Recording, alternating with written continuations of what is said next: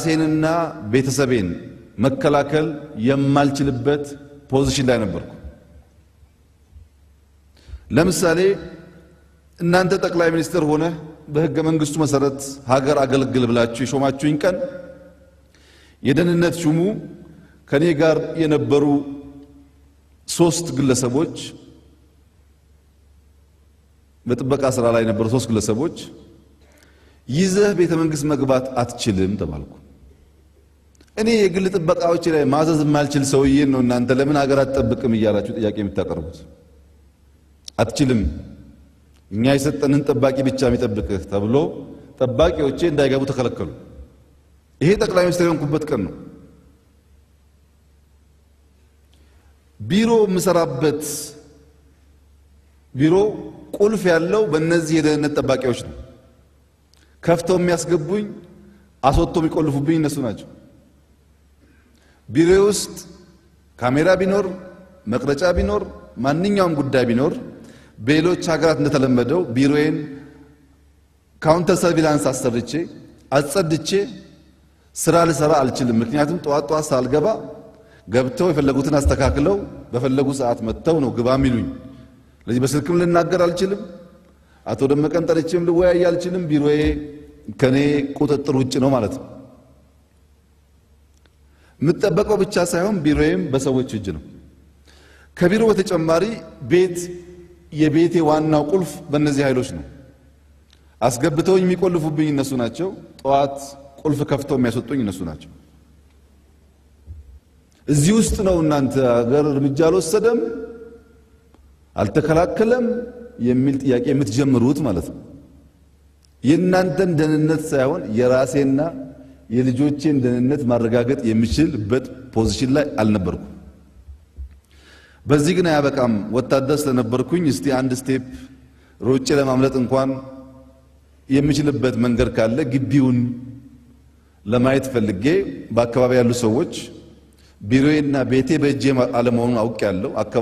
ግቢዬን ለማወቅ ግቢ እንመልከት ስላቸው ይሄ እኮ አልተለመደም አሉኝ።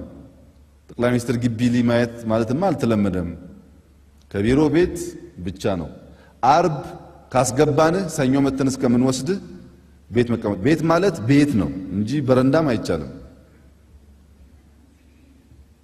አይ እኔ እንደዛ አይነት ጠቅላይ ሚኒስትር አይደለሁም፣ አካባቢዬን በደንብ ካላየው ቸገራለሁ ብዬ በግድ ግቢ ወጣ ማለት ከቤቴ ውጭ ያለውን ግቢ ለማየት። ይሄ ግቢ የታወቀ ክፍለ ከተማ የለውም፣ የታወቀ ቀበሌ የለውም፣ ግን ደንበኛ መንደር አለው። በየአጥሩ ስር ላስቲክ አለ፣ ደሳሳ ጎጆ አለ፣ የጭቃ ቤት አለ፣ ትልልቅ ሰዎች አሉ፣ ህፃናት አሉ፣ ሴቶች አሉ። ይሄ ግቢ መንደር ይሁን ቤተ መንግስት ይሁን ግልጽ አይደለም። ዙሪያውን ስትዞሩ አጥሩ በሙሉ ሰው ነው። እነዚህ ሰዎች የሥራ ድርሻቸው ምንድነው? ምን ያደርጋሉ የሚለው ጉዳይ ግልጽ አይደለም። በየቦታው ሽንት ቤት አለ፣ በየቦታው ጎጆ ቤት አለ፣ ላስቲክ ቤት አለ። ልክ የጎዳና የሚመስል አጥር ተንተርሶ የተሰሩ የላስቲክ ደሳሳ ቤቶች አሉ፣ ሰው ያለባቸው። ስለዚህ ቢሮና ቤት ብቻ ሳይሆን ግቢም ሮጦ ለማምለጥ በፍጹም ማይቻል በአደገኛ ሁኔታ ውስጥ እንዳለው በግልጽ ተገነዘቡ። አንድ ስቴፕ ከግቢ ውጭ ልመልከት ብዬ ሳይ በዚህ በኩል ጥይት ቤት የሚባል በመቶዎች የሚቆጠሩ ሰዎች ያሉበት፣ በዚህ በኩል ፓርላማ ጥበቃ ተው የተቀመጡ ሰዎች ያሉበት፣ በዚህ በኩል ገራጅ የቤተ መንግስት ገራጅ ተብሎ በጣም በርካታ ሰዎች ያሉበት፣ ዝቅ ስትሉ የብሔራዊ ደህንነት ከህግ ውጪ ከአዋጅ ውጪ ስፔሻል ወታደሮች አሉት። ስፔሻል ትጥቅ ያላቸው ወታደሮች አሉት። ስለዚህ ከቢሮና ከቤት ቢመለጥ ከግቢ አይቻልም። ከግቢ ቢመለጥ ዙሪያው እንዳልኳችሁ ነው። ባጭሩ ዘመናዊ እስር ቤት ውስጥ ያለ ጠቅላይ ሚኒስትር መሆኔን ያወቅኩት። ከዚህ እስር ቤት ራሴን ነፃ ለማውጣትና ሀገርና ሕዝብ የሰጠኝን ኃላፊነት ለመወጣት በተለይ የተከበረው ምክር ቤት የሚጠብቃቸው ሪፎርሞች ለማሳካት የመጀመሪያው ስራ ከቤተሰብ ጋር መመካከር ነበር። ቤተሰብ ከዛ በፊት በስደት ስለነበሩ ያለው ሁኔታ ካየን በኋላ ይሄ ቤት እስር ቤት ነው፣ እዚህ ተቀምጠን በቲቪ የወጣን ጠቅላይ ሚኒስትር መሆን አንችልም፣ ስራ ይፈልጋል፣ ሪስክ አለውና ወደ መጣችሁበት ተመለሱ በሚል ተስማምተን ቤተሰብ ወደ መጣበት መልሰን በየቀኑ መታፈንም መታገትም መገደልም ሊያጋጥም እንደሚችል በማሰብ ነው የመጀመሪያው ወር ለተወሰነ የተሰራው። እንደ ጠቅላይ ሚኒስትር ሳይሆን በእስር ቤት ያለ አንድ ነገር ግን ወጥቶ በሚዲያ መታየት የሚችል ሰው ይሄን ኃይል ይሄንን መንግስት ወይም በዚህ ሰው የሚመራው መንግስት ነው ለውጥ አታመጣም ወይ የሚል ጥያቄ የሚነሳው። ከዚያ በኋላ ከጓደኞቻችን ጋር የነበረው ምክክር በተለይ ከምክትል ጠቅላይ ሚኒስትሩ ጋር ህዝቡ ይሄን ይፈልጋል፣ እኛ ያለንበት ሁኔታ ይሄን ይመስላል፣ ሐሳቦች ማሰብ መጻፍ እንችላለን። ነገር ግን የጻፍነውን ስራ አስፈጻሚ ለሚባለው ወይም ካቢኔ ለሚባለው ብናወያይ ሐሳባችንን የሚያሳካ ሳይሆን የሚያደናቅፍ ኃይል ነው። እንዴት አድርገን ነው ህዝቡ የሚጠብቀውን ለውጥ ልናመጣ የምንችለው የሚል ጥያቄዎች አንስተን ተነጋግረን ሳንዱች አፕሮች እንከተል። ይሄን ስራ አስፈጻሚ ምናምኑን ለጊዜው እንተወውና ከላይ ሐሳብን ላይ ከታች ህዝባችን እንዲገነዘብ እናድርግ።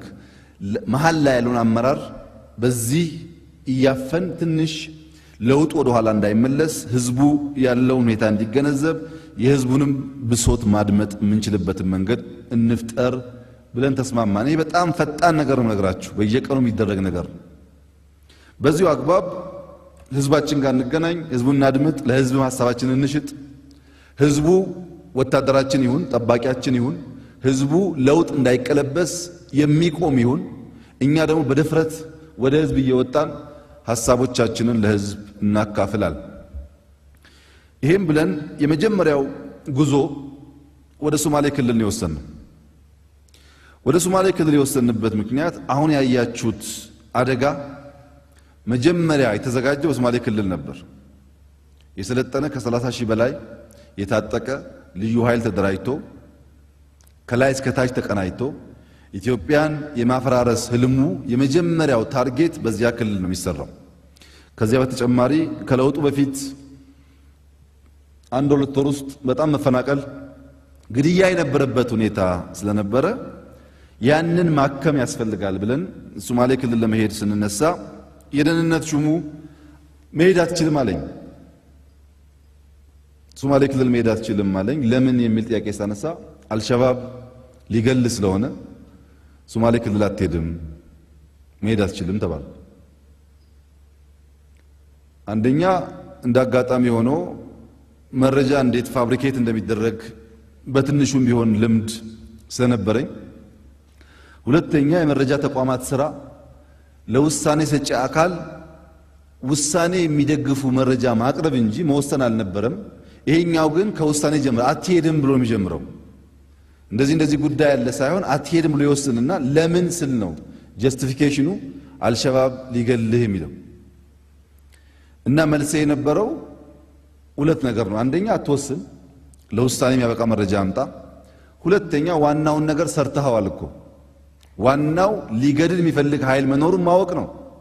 ትልቅ ስራ የሰራኸው እንዳይገለኝ ተከላከል፣ እኔ ደግሞ ስራ ያለ ስራ ባታቅ ኖሮ ድንገተኛ አደጋ ያጋጥመኛል። አሁን ስላወቅ ይሄን ኃይል ተከላከልና እኔ ስራ ያለ ስራ ብዬ ሶማሌ ሄድኩ። ሶማሌ ክልል ጥሩ ጊዜ ነበረ እንደምታስታውሱት። ከህዝብ ጋር ተወያየን መጣን። ከሶማሌ ክልል ስመጣ ሁለተኛው ጉዞ ወደ መቀሌ ነበር። የትግራይ ህዝብን በለውጡ በነበረው ሁኔታ እንደማንኛውም የኢትዮጵያ ህዝብ የተጎዳ ህዝብ ነው። ነገር ግን አደናጋሪ ነገሮች ሊፈጠሩ ስለሚችሉ ህዝቡን ቀረብ ብለን በራሱ ቋንቋ ያለንን ቅርበት ብናሳይ መልካም ነው ብለን ወደ ትግራይ ክልል ሄድን። በርግጥ ትግራይ ሲሄድ ሊገልህ የተዘጋጀ ኃይል አለ አልተባልኩም። ሄጄ ከተወያየን በኋላ በጁንታ ኃይል በጣም ከፍተኛ ድንጋጤ ፈጠረበት። ሶማሌ ላይ ያልተጠበቀ ነገር ተፈጠረ። የትግራይ ህዝብም በነበረው ውይይት ከፍተኛ አቀባበል አደረገ። ወጣቱም ለውጥ ፈላጊ ስለነበረ ደጋፊ ሆነ እና የሳንዱቹ ሐሳብ ገና ገባቸው። ከመቀሌ በኋላ ሲገባቸው ይሄን ነገር ማስቆም አለብን፣ በዚህ ከቀጠለ ህዝቡን ይነጥሉብንና አደገኛ ነገር ይፈጠራል፣ ከቁጥጥራችን ይወጣል የሚል ውይይት አደረጉ። ቀጥሎ ጉዞ አምቦ ነበር የሚሄደው። አምቦ ላይ ጠበቅ ተብሎ አትሄድም ኦነግ ይገለሃል ተባለ። እኔ ጠቅላይ ሚኒስትር ከመሆኔ ከአንድ ወር በፊት አምቦ ሄጄ ወይም አንድ ወር በታች እንደምናሸንፍ ለማሸነፍ እንደምንታገል እና ህዝቡ ምን ማድረግ እንዳለበት ያወያየሁት ቦታ ነው። በአንድ ወር ጊዜ ውስጥ ነው ሚገል ኃይል ስላለ አትሄድም የተባልኩት። ከዚያ ገባኝ ሚገለኝ ኦነግ ሚገለኝ አልሸባብ ሳይሆን ሚገለኝ በጉያ ያለ ኃይል መሆኑ ስለገባኝ ጥበቃውን በሌሎች ኃይሎች ተጨማሪ ረድፍ ጥበቃ እንዲደረግ አድርገን አምቦ ሄድን። አምቦ እንደምታስታውሱት በጣም ጥሩ ጊዜ ነበረን። ከአምቦ ስንመለስ ወደ ባህር ዳርና ጎንደር እቅድ ስንይዝ የቅማንት ኮሚቴ የወልቃይት ኮሚቴ የሚባሉ ያኔ ከቅማንት ጋር ታስታውሱ ከሆነ ችግሮች ነበሩ። ሊገሉ እቅድ ይዘዋል። እቅዱን በእጃችን ላይ ስላለ አትሄድም ተባለ። የአማራ ክልል አመራሮች እዛ ያለውን ስራ እንዲሰሩ አድርገን ሄድን። ከሄድን በኋላ ግን አንድ ፋውል ረገጥን። መሄድና ህዝብ ማናገር ሳይሆን የወልቃይት ኮሚቴ የሚባለውንና የቅማንት ኮሚቴ የሚባለውን አነጋገርን፣ ተወያየን ከነሱ ጋር ስንወያይ በእኛና በደህንነት ተቋማት መካከል ያለው ልዩነት ከምትጠብቁት በተካረረ አለመነጋገር፣ ስልክ አለመደዋወል ተጀመረ ማለት ነው። የወልቃይት ኮሚቴን የሚያናግር ሰው ከኛ ጋር መነጋገር የለበትም የሚል ጠንከር ያለ አቋም ተያዘ። ከዚህ በኋላ በሰሜንም በምስራቅም በምዕራብም አዲስ አበባ አካባቢ በተወሰነ ደረጃ ስላነጋገርን የህዝቡን ስሜት ስላወቅን ፈጠን ያለ ውሳኔ በመወሰን ህዝቡ ከለውጡ የሚጠብቀውን ነገር እያሳየን መሄድ አለብን በሚል እንደምታስታውሱት በየቀኑ በሰበር ዜና እንትና ተፈታ፣ እንደዚህ ሆነ የሚሉ ትላልቅ ውሳኔዎች መወሰን ጀመሩ። እነዚህ ውሳኔዎች እየተወሰኑ ሄደው ሁለት ሶስት ቦታ ቻሌንጅ ገጠመን።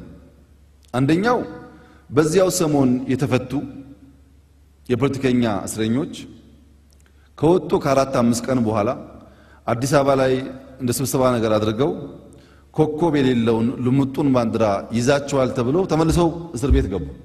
ሳምንት አልሞላቸውም ተፈተው ብዙም ሳይቆዩ እስር ቤት ገቡ። አይ ፍቷቸው፣ ትክክል አይደለም ይሄ ባንዲራ ይዛቸዋል ብለን ሰው እያሰር ለውጥ እናመጣ አንችልም የሚል ጉዳይ አጨቃጫቂ ሆነ። ተጨቃጨቅን፣ ነገር ግን ተፈቱ። ቀጥሎ አንዳርጋቸው ጽጌ ይፈቱ የሚል ጥያቄ ሲመጣ ከፍተኛ ግጭት፣ ጦርነት ተፈጠረ። አንዳርጋቸው ጽጌ አገር የሚፈነቅል እንደዚህ ሆነ በሞት ፍርደኛ የሆነ ሰው ሊፈታ አይችልም የሚል ጠንከር ያለ። እስከዚህ ጊዜ ድረስ ጠቅላይ ሚኒስትሩ ማን እንደሆነ አይታወቅም። ጠቅላይ ሚኒስትሩ ያዛል፣ የደህንነት ሹሞች አይቻልም ይላል። ከህግ ጋር አያይዘው ህገ መንግስት አዋጅ የሚል ጉዳይ ስላነሱ አቃቢ ህግ ከህግ አንጻር ክፍተት እንዳይፈጠር የቤት ስራውን እንዲሰራ ካደረግን በኋላ አንዳርጋቸው ጽጌ እንዲፈቱ ሲደረግ ግልጽ በሆነ መንገድ ከተራ ክርክርና ጭቅጭቅ ያለፈ ወያንተ ወይኛ ወደሚል ከረር ያለ ጸብ ውስጥ ገባን ማለት ነው። ጸብ ውስጥ ስንገባ ይሄን ሁኔታ ይዘን መቀጠል አንችልም። የደህንነት አመራሮች፣ መንግስታት፣ ትላልቅ መንግስታት የራሳቸው ወታደር ያላቸው፣ የራሳቸው ሚዲያ ያላቸው፣ የራሳቸው በጣም ብዙ የሚንቀሳቀሱት ሀብት ያላቸው ኃይሎች እያሉ አብሮ መቀጠል ስለማይቻል ማንሳት ያስፈልጋል የሚል ውሳኔ ወስነን ማጥናት ጀመር። መከላከያ ላይ ብቻ እናርገው እርምጃው ወይስ ደህንነት ላይ ብቻ እናርገው? ሁለቱ ላይ ካደረግንስ ምን አደጋ አለው የሚል ጉዳይ ስናጠና በአንዳንድ ሀገራት በአንድ ጊዜ የደህንነት ሹምና ኢታማጆር ሹም አንስተው ለብዙ እልቂት የተዳረጉ የአፍሪካ ሀገራት አሉ። ታሪክ የሚያሳየው ጉዳይ ስለነበረ ያን ለማስቀረት የሚቻለውን ጥናት ካዘጋጀን ከተወያየን በኋላ የመጨረሻው የግድ ማድረግ ያለብን በመንግስት ውስጥ ያሉ መንግስታትን ማንሳት እና ተቋሞቹ ተቋም ብቻ መሆን አለባቸው የሚል ውሳኔ ነበር። እዚህ ላይ በግልጽ ሳልጠቅስም አላልፈው የወቅቱ የመከላከያ ጠቅላይ ኤታማዦር ሹም ጀነራል ሳሞራ በንጽጽር መፈንቅለ መንግስቱም እንዳይካሄድ ተቃውሞ የቆሙ ነበሩ። ለውጡ ከመጣ በኋላም ሰፋፊ ድጋፍ እና የትብብር መንፈስ ያሳዩ ነበር። ይሄ ግልጽ ነው፣ የሚካድ እውነት አልነበረም። ነገር ግን ተባባሪም ቢሆኑ ተቋሞቹን ለመቀየር ያለን ፍላጎት ችግር ስላለበት እሳቸውን አክብረን ሸልመን አመስግነን በጡረታ እንዲገለሉ ማድረግ፣ ሌሎቹ ላይም እንደዚሁ እርምጃ መውሰድ ያስፈልጋል በሚል በአንድ ጊዜ ጠቅላይ ኤታማዦር ሹሙንና የደህንነት ሹሙን አነሳናቸው። ሁለቱም እኩል ግብረ መልስ አልነበራቸውም። በንጽጽር ጀነራል ሳሞራ በብዙ እጥፍ ይሻላል በስራቸው ለመተባበር ባላቸው ፍላጎት። ግን ተቋማቱ ተቋም እንዲሆኑ የግድ እርምጃ ያስፈልግ ነበር። ይህን እርምጃ ከወሰድን በኋላ የነበረው የመካረር ጸባይ ግልጽ መልክ እያዘ ስለመጣ የደህንነት ሹሙ በርካታ ዘመናዊ መሳሪያዎች፣ ትጥቆች እና ቁሳቁሶች ሰርቀው ወደ መቀሌ ሄዱ። በተነሱ ማግስት የተከበረው ምክር ቤት እንዲገነዘብ የምፈልገው ምን ሰርቀው እንደሄዱ እንኳን አናቅም። ስንት ሰርቀው እንደሄዱ እንኳን አናቅም። ምክንያቱም ደህንነት የሚባለው መስሪያ ቤት የቤተሰብ ማህበር እንጂ ተቋም አልነበረም። ምን እንደገባ ምን እንደወጣ ማን እንደገዛ ማን እንደለመነ አይታወቅም። ሁሉም ዝም ሁሉም ጭጭ ነው። መረጃ የለም። እኔ አልሸባብ ይገላል ከተባልኩ ጀምሮ የደህንነት ሹሙ እስከተነሱበት ቀን ድረስ በፖስታ ተልኮ የሚላክልኝ መረጃ አንድም ቀን አንብቤ አላቅም። በሚፈጭበት ማሽን ነው ማስገባው። የሚላክልኝ መረጃ ምን እንደሆነ ስለማውቀው ማለት ነው። ተቋሙ የደህንነት ሹሙ ይሄን ይዞ ሄዷል ብሎ ሪፖርት ለማድረግ እንኳን የማይችል ተቋም ነበር። አያቅም። መጨረሻ በተቀናጀ መንገድ ሰኔ 16 ሁላችሁም እንደምታስታውሱት የግድያ ሙከራ ተደረገ። የግድያ ሙከራ ሲደረግ ፖሊሱም መከላከያውም ደህንነቱም ባለበት በዚያ ደረጃ በቅርበት የተደረገው ሙከራ ሐሳቦቻቸውን ለማሳካት የሚያስችል ሊሆን ስለሚችል ተቋማቱን እንፈትሽ ብለን ስንፈትሽ ነው ከደህንነት ውስጥ የሄደ መሳሪያ እንዳለ የሄደ ቦምብ እንዳለ ያወቅ ነው። እስከዛ ጊዜ ድረስ መረጃ አልነበረም። በዛም ጊዜ ቢሆን ጥርት ብሎ እንደዚህ አይነት መሳሪያ ይሄን ያክል ቁጥር ያለው ሚል አይታወቅም። ከእስራኤል የተገዛ በቀንም በማታም የሚሰራ በሌዘር የሚደገፍ ድምጽ የሌለው ለአሳሲኔሽን የሚውል ትጥቆች መሆናቸውን እናውቃለን። ከዚያ ጊዜ ጀምሮ ከትግራይ ክልላዊ መንግስት ጋር ይህ ግለሰብ የሀገርና የመንግስት ሀብት ሰርቆ ሄዷል፣ ቢያንስ ሀብቱን አስመልሱ የሚለው 2-3 ወር የፈጀ ጭቅጭቅ ነበር የፈጠረው። ይሄ መስሪያ ቤት እንዳልኳችሁ ወታደር አለው፣ ሚዲያ አለው። አባይ ሚዲያ የሚባል የደህንነት ሹሙ ያቋቋመው የግል ሚዲያው ነው በመንግስት ሀብት።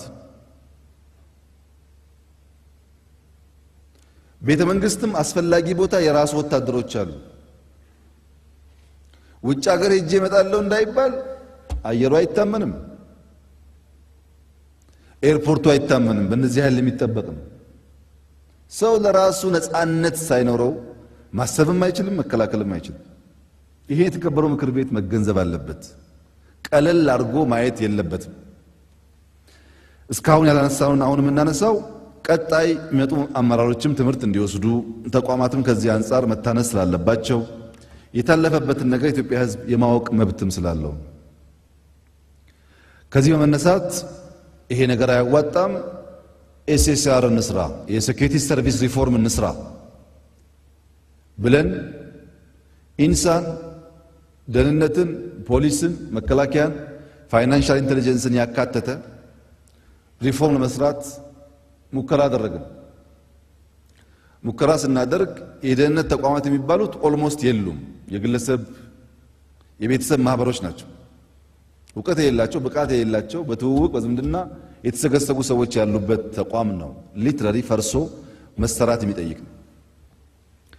መከላከያን ግን እንደዛ ማድረግ የራሱ ችግር ስለነበረው በዳታ በእውቀት እንመልከት መከላከያችን እንደይመስል ብለን ገባ ብለን ስንመለከት የመጣው ማስረጃ መከላከያ ያኔ ብቻ ሳይሆን ዛሬ ብቻ ሳይሆን በሚቀጥሉት 5 እና 10 ዓመታት መቀየር የሚያስቸግር ነበር። ለምሳሌ በሀገር መከላከያ ሚኒስቴር ውስጥ 4 ስታር ጀነራል ሙሉ ጀነራል የሚባሉት ከትግራይ ክልል 60% ሲሆኑ ከሌሎች ኢትዮጵያዊ በሙሉ 40% ናቸው። ይሄ ፉል ስታር ጀነራሎች ናቸው። አንድ ስቴፕ ዝቅ ብለን ሜጀር ጀነራል የሚባለውን ስንመለከት ሌፍትናንት ጀነራል የሚባለውን ስንመለከት ቁጥራቸው አነስተኛ ነው። ሌፍትናንት ጀነራሎች ደግሞ ከትግራይ አካባቢ 50% ናቸው። አንድ ስቴፕ ዝቅ ብለን ሜጀር ጀነራል ስንመለከት 45% ከአንድ አካባቢ ናቸው። ብሪጌደር ጀነራል 40% ከአንድ አካባቢ ናቸው። ኮሎኔል 58% ከአንድ አካባቢ ናቸው። ሌተናል ኮሎኔል 66% ከአንድ አካባቢ ናቸው። ሻለቃ 53% ከአንድ አካባቢ ናቸው። ምን ማለት ነው ይሄ? ጀነራሉን እንኳን በቀይር ቀጥሎ የተዘጋጀው ኮሎኔል ቀጥሎ የተዘጋጀው ሻለቃ አንድ ሻለቃ ጀነራል ለመሆን ቢያንስ 10 ዓመት ያስፈልገዋል። በሚቀጥሉት 10 ዓመታት መከላከያ ውስጥ ባላንስ የተጠበቀ ወታደር መፍጠር አልችልም ማለት ነው። ከላይ ጀምሮ እስከ ሻለቃ ድረስ በአቨሬጅ ሲታይ 55% ከትግራይ ክልል። ጀነራል አካባቢ እሺ በልምድ በቆይታ ምናምን ሊባል ይችላል። አንድ ሰው ሻለቃ፣ ሌተናል ኮሎኔል፣ ኮሎኔል ለመሆን ያለፉት 20 ምናምን ዓመታት በቂ ናቸው በወታደራዊ ኬሪየር። በ20 ዓመት ውስጥ ሻለቃ፣ በ20 ዓመት ውስጥ ኮሎኔል ለመፍጠር ምንም ጀስቲፊኬሽን የለውም። ሌላው ልምድ ነው ትግል ነው ምናምን ቢባል እንኳን ማለት ነው።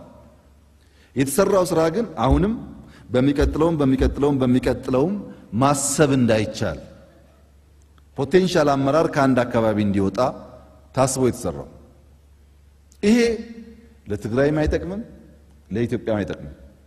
ትግራይ ባለው የህዝብ ቁጥር ልክ በመከላከያ ውስጥ መሳተፍ የግድ አለበት። ሀገሩን መጠበቅ አለበት፣ ጥያቄ የለውም። ትግራይም ሆነ ኦሮሚያ፣ አማራም ሆነ ቤኒሻንጉል ከሚገባው በላይ መያዙ ግን ሄዶ አሁን ያየነውን ችግር የሚያመጣ አይጠቅምም። ይሄ አሁን ያነሳሁላችሁ ማዕረግ የለበሱ ሰዎች ናቸው፣ ጨርቅ የለበሱ ናቸው። ስልጣን አይመለከትም።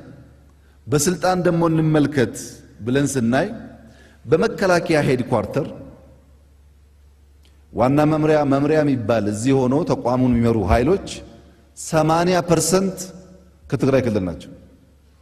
ቅድም ያያችሁት እንኳን 55 ነው ሲደመር ጥሩ ነው። ግን ማዕረግ የለበሰ አማራ፣ ኦሮሞ ምናምን ቢኖርም በትክክለኛ ፖዚሽን ባይመለከት ግን 80%ቱ እዚህ ስታፍ የሚባለውን አመራር የሚሰጠው ኃይል ከትግራይ ክልል ብቻ ነበር። ምን ማለት ነው? የሚገዛውን ትጥቅ ያውቃል፣ የሚሰለጥነውን ያውቃል፣ ግንኙነቱን ያውቃል። ሁሉም ነገር በአንድ አካባቢ የተያያዘ ነው ማለት ነው። እስቲ አንድ ስቴፕ ዝቅ ብለን እንመልከት። ከመከላከያ ደግሞ ትንሽ ዝቅ እንበል ስንል ከመከላከያ ዝቅ ስትሉ እዞች አሉ። ኢትዮጵያ የነበራት እዝ በሙሉ አዛዥ 100% ከትግራይ ነው። ምክትል አዛዥ 100% ከትግራይ ነው። ሁሉም እዞች። ይሄ ብቻ ሳይሆን ምስራቅና ምዕራብ አካባቢ ወይ አማራ ወይ ኦሮሞ ሎጂስቲክስ ሰው ኃይል ተብለው ተቀላቅለዋል። ሰሜን እዝ ግን አዛዥ፣ ምክትል አዛዥ፣ ሎጂስቲክስ፣ አስተዳደር አራቱም ኮሚቴ ከትግራይ ነው። ለምን ሰሜን እዝ የሚለውን በኋላ መጣበታል። ይሄ እዝ ነው።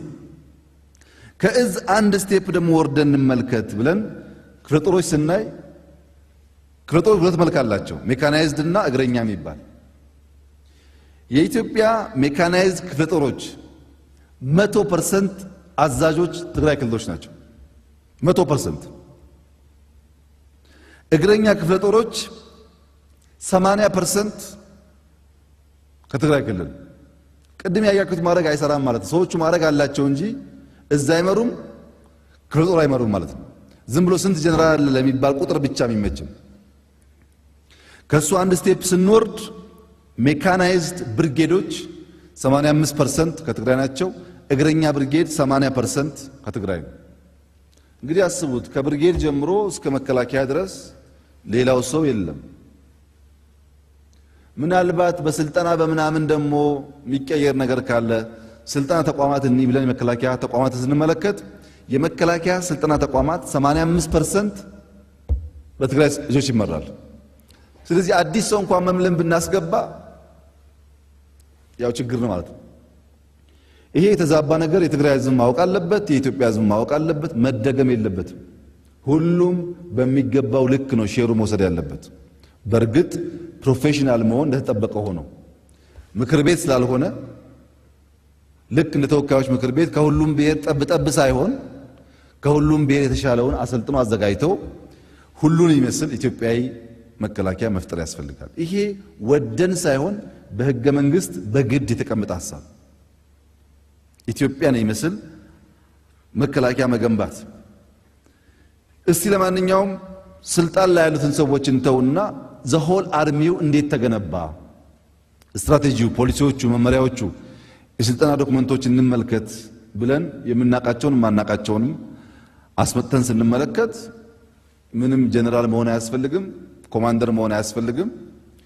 አርሚው የተገነባበት ሰነድ ቀዩ መጽሐፍ 100% ከኢፌዴሪ ህገ መንግስት በድፍረት የሚቃረን መጽሐፍ ነው።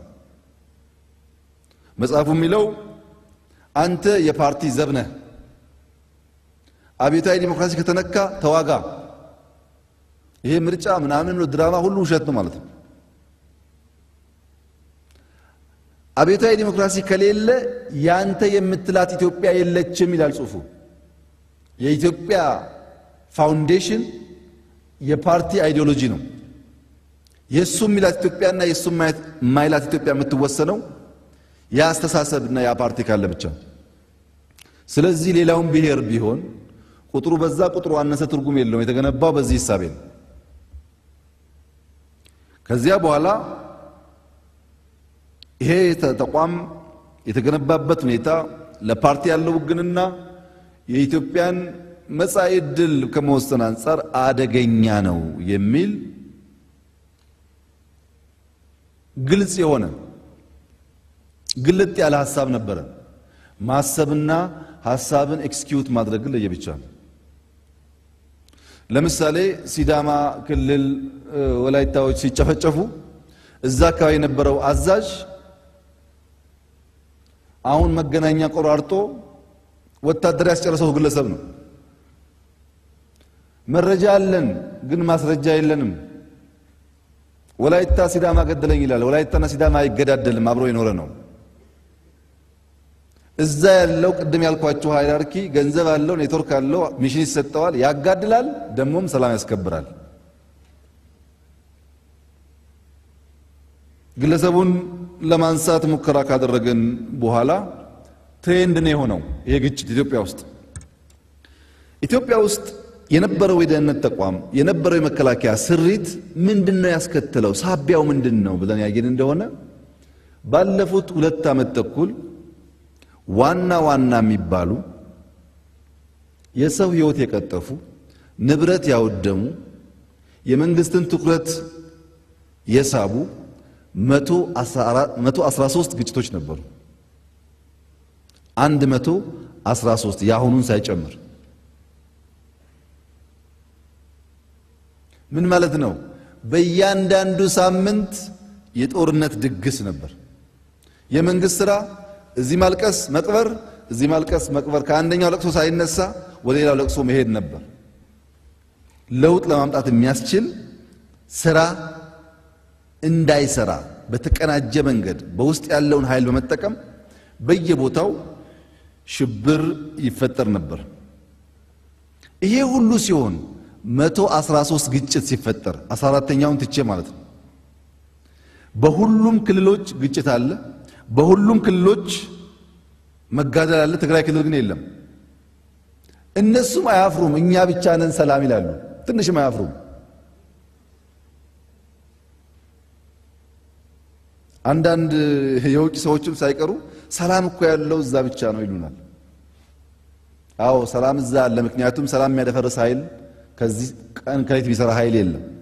እዚህ ያለው የሚያደፈርሱት እነሱ ስለሆኑ ሁሌ የኛን ቁስል የሌሎችን ቁስል እየቆሰቆሱ በከፍተኛ ደረጃ ህዝቡን አባሉት። አሰራሩ ግን ተራ አልነበረም።